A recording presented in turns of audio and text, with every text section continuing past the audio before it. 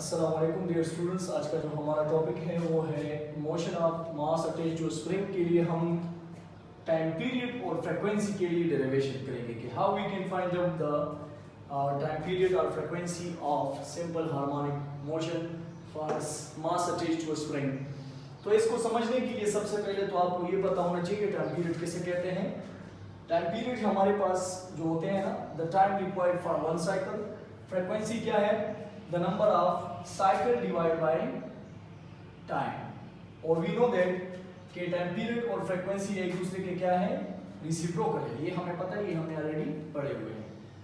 For spring system हमने previous lecture में ये पढ़ा था कि acceleration is directly proportional to minus x. फिर हमने प्रोपोर्शनलिटी को इक्वलिटी में चेंज करने के लिए इक्वल और साथ में कांस्टेंट लगाया, तो a is equal to minus k x. यहां पर इक्वेशन 1 में आप k की जगह पुट करेंगे जैसे हमने उसमें पेंडुलम के लिए किया था, 4 pi square divide by t square. आपने ये चीज, ये जो कांस्टेंट टर्म है, ये आपने यहां से उठा के इक्वेशन 1 में पुट किया। a is equal to minus 4 pi square divide by t square x। ये इक्वेशन नंबर 3 बन गया।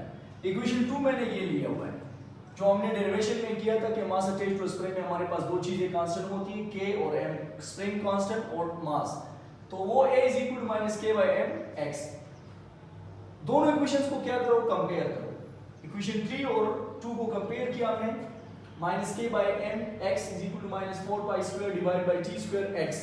कैंसिलेशन हो जाएगी, सिमिलर जो टर्म्स है वो दोनों साइड से कैंसिल आउट हो जाएंगे। माइनस माइनस के साथ कैंसिल, एक्स एक्स के साथ कैंसिल। इसके बाद हमें जो मिल जाएगा वो मिलेगा k divide by m is equal to 4 pi square divide by t square. Cross multiplication करने से हमें क्या मिलेगा, क्योंकि हम चाहते हैं t को मालूम करना, t टाइम पीरियड को मालूम करने के लिए, तो हम क्या करेंगे, इस t को जो है ना हम नोमिनेटर में लेके जाने के लिए क्रॉस मल्टीप्लिकेशन करते हैं। तो k t के साथ मल्टीप्लाई हो जाएगा और m जो है ना 4 पाई स्क्वायर के साथ मल्टीप्लाई होगा। फिर मैंने डिवाइड किया बोथ साइड k को, तो k divide by k cancel, k इधर शिफ्ट हो जाएगा, इधर मल्टीप्लिकेशन में था, इक्वल के साइड पे आ गया तो डिवाइड में आया। t square is equal to m by k 2 pi whole square मैंने लिया हुआ है, क्योंकि 4 पाई स्क्वायर की जगह मैं लिख सकता हूं 2 पाई होल स्क्वायर के मैं लिख सकता हूं। नेक्स्ट स्क्वायर रूट लेना होगा हमें, क्योंकि यहां पे t के ऊपर स्क्वायर है और मैंने सिर्फ t मालूम करना है, टाइम पीरियड ना कि टाइम पीरियड स्क्वायर। तो t को स्क्वायर हटाने के लिए हम रूट लेंगे बोथ साइड। इस साइड पे मैंने रूट लिया, इस साइड पे मैंने रूट लिया, स्क्वायर और स्क्वायर रूट के साथ मैंने कैंसिल आउट कर दिया। देखिए आप लोग क्या बच गया हमारे पास, is equal to under the root m by k 2 pi whole square. अब हमने यहाँ पे एक रूल अप्लाई किया है, जैसे आपके पास a b root a b वो बराबर होता है a और अंडर द रूट b के बराबर होता है। तो इसके ऊपर भी हमने अलग से रूट लिया और इसके ऊपर भी हमने अलग से रूट ले लिया। तो under the root 2 pi whole square का मैंने रूट लिया, multiply into under the root m by k का, स्क्वायर स्क्वायर रूट के साथ कैंसिल, 2 पाई आ गया, under the root k by m under the root m by k आ गया हमारे पास। ये इक्वेशन जो है ना, ये हम टाइम पीरियड के लिए इस्तेमाल करेंगे। इक्वेशन नंबर 4 फ्रीक्वेंसी के लिए आसान है, इसको उल्टा करो, रेसिप्रोकल लो इसका। We know that frequency is equal to 1 by t, तो आप क्या करेंगे 1 ऊपर 2 pi under the root m by k। ये मैंने t की वैल्यू यहां पे पुट की, ठीक है, जो हमने इक्वेशन निकाला था। अब 1 बाय 2 पाई आ जाएगा और ये m बाय k का रेसिप्रोकल है, ये उल्टा हो जाएगा, ये ऊपर चला जाएगा और m नीचे आ जाएगा।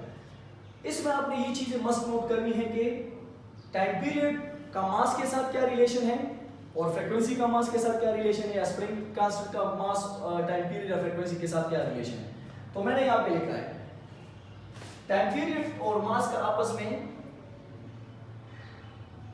डायरेक्ट रिलेशन है, मतलब अगर मास बढ़ेगा तो टाइम पीरियड बढ़ेगा, और टाइम पीरियड और स्प्रिंग कांस्टेंट का आपस में क्या है, इनडायरेक्ट रिलेशन है। इनडायरेक्ट का मतलब ये है कि अगर स्टफ ऑफ द स्प्रिंग ज्यादा होगा तो टाइम पीरियड कम होगा, एक इंक्रीज दूसरा डिक्रीज। इसी तरह फ्रीक्वेंसी के साथ क्या है, डायरेक्ट रिलेशन है स्टफ ऑफ द स्प्रिंग का, क्योंकि वो नॉमिनेटर में आ रहा है, और मास के साथ क्या है, वो इनडायरेक्ट रिलेशन। मास बढ़ाऊंगा तो फ्रीक्वेंसी कम हो जाएगी, मास कम करूंगा तो फ्रीक्वेंसी ज्यादा हो जाएगी। ये हम इसकी मदद से इक्वेशन नंबर 4 और इक्वेशन नंबर 5 की मदद से हम इजीली किसी भी स्प्रिंग सिस्टम का फ्रीक्वेंसी और टाइम पीरियड मालूम कर सकते हैं। इंशाल्लाह नेक्स्ट लेक्चर्स में हम इसकी काइनेटिक पोटेंशियल एनर्जी और एक्सेलरेशन वेलोसिटी के ऊपर बात करेंगे। Thank you so much.